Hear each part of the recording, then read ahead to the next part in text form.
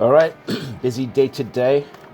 New names on the watch list. Mattel is one of them that came on, had a really strong day yesterday. I like this MACD cross going on down here. Let's see if it comes back. Maybe can hold this support, which is the 20 and the 50 day. And if we see it start to rise, I might look at it for an upside bias.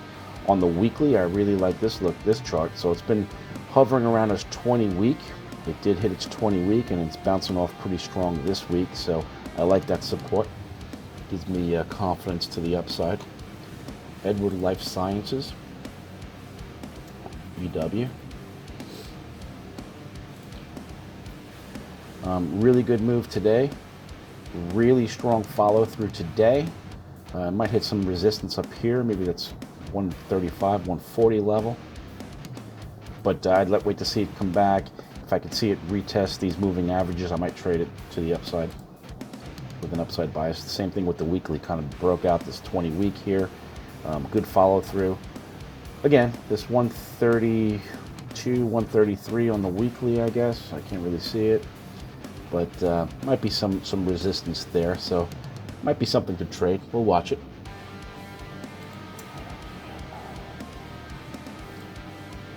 So this is Iridium Communications. It's kind of been basing here, sitting on the 20-day. Had a big move yesterday, coming off a little bit today, but I might trade it to the upside if I can see these moving averages hold support, the 20 or the 50-day. On the weekly, very similar. This thing has really been basing here. A nice breakout above these levels. Might even bring it to some new highs around 55 or so. We'll keep an eye on it. To the downside, just one today. So this is Densplay. Densplay, am I saying that right? Ticker symbol X-ray. So this thing sold off on big volume, big gap down. I'm gonna wait to see if this thing can come up and maybe retest this 48 level. And it's gonna hit a lot of resistance up there. I might be inclined to take a short position. Not a short position, but a downside bias. We'll use options. And same thing on the weekly chart. This thing just completely broke down. It's certainly been looking like a broken stock. The 20 week has crossed the 50 week to the downside. Everything is sloping lower. So there is definitely downside momentum with the name. So if I get an opportunity to come back here, maybe it comes back to 47, 48, I'll definitely take a downside bias today to it. So trades that I did today, I took off half the snap. So we went and we bought the April 22nd puts, $34 strike price. We bought them for $3.15. I sold half at $4.73. It's about a 50% return, and I'm keeping the other half because they're reporting. I think they're reporting tonight, if I'm not mistaken. Snap. Or maybe tomorrow. They're reporting tomorrow, so I'm going to hold the rest through earnings. Just doesn't really look good on the chart. Major downtrend. Let me punch up snap. Hold on. All right, so this thing is just gap down. It's been falling. It's been hitting its 50-day. We ended up taking a downside bias to this. So we got these puts in place. I have a weekly here. You know, if it breaks down below this, it's kind of like sitting kind of on support. I guess the support right here is around maybe 27-ish, $30. If it breaks down, it could go a lot lower, but I'm just playing it maybe just down to maybe 25, 26 bucks. We'll be able to make good money with the options. I did a Costco Straddle. Costco is it's an expensive stock, so the options are expensive, so I couldn't do all that much. So I ended up doing 2 contracts.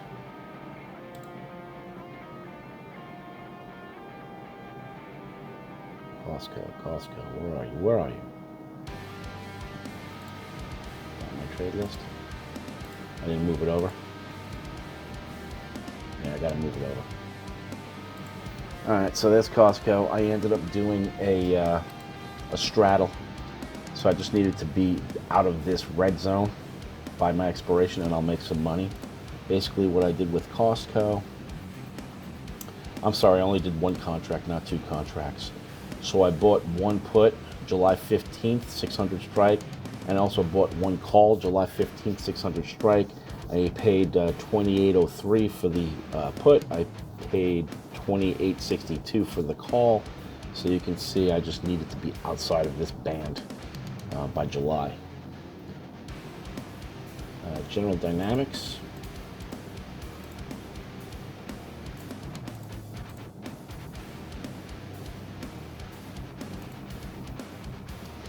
General Dynamics, I basically put this spread in place. I'm anticipating that it's going to be above 235, or it's going to be above 234.67 by next Friday.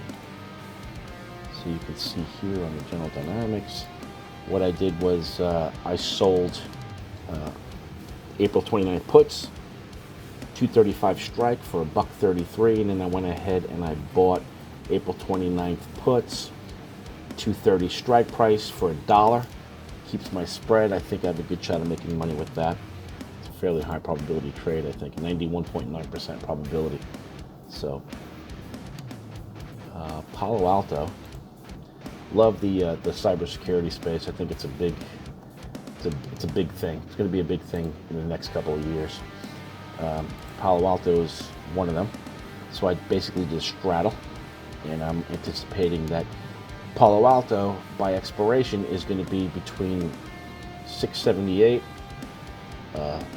is going to be outside the range of 678 and 535.71. So I just needed to move. It's been in a really nice uptrend. This is the weekly chart. I anticipate I'll probably make money to the upside with this one.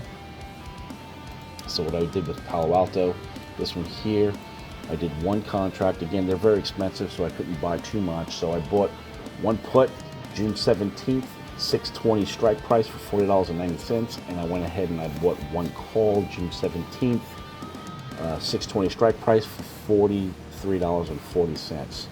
So that's my cost, and I'm thinking it's going to be outside that band by June 17th. MP. So MP Materials, basically did a calendar spread here, so I'm anticipating that this stock is going to be up above 65 bucks. I'm sorry, no, that's going to be 47.01. So it's a calendar here, so there are different levels of profitability. But for me, I feel like it's going to kind of test the support level here and stay within this green area. So for this calendar spread, what I did was I sold the May 20 calls, $55 strike price for $1.17, and I went ahead and I bought the June 17th calls, $55 strike price for $2.27. Peloton,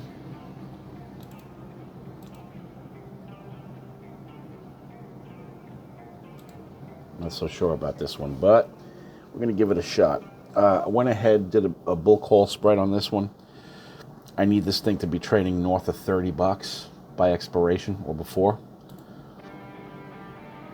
So the Peloton, I sold the June 17th calls, $40 strike price for 39 cents, and I went ahead and I bought the June 17th calls, $30 strike price for $1.42.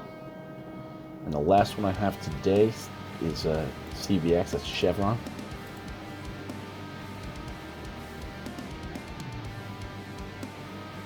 There we go.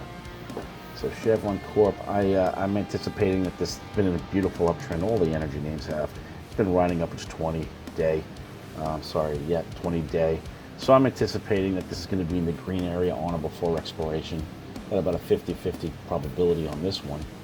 So what I did here was I sold the May 13th calls, $175 strike price for $3.95, and I went ahead and I bought the May 13th 170 calls for $6.45. So that's what we have. Outside of that, the watch list, the trades, we're good. Thanks.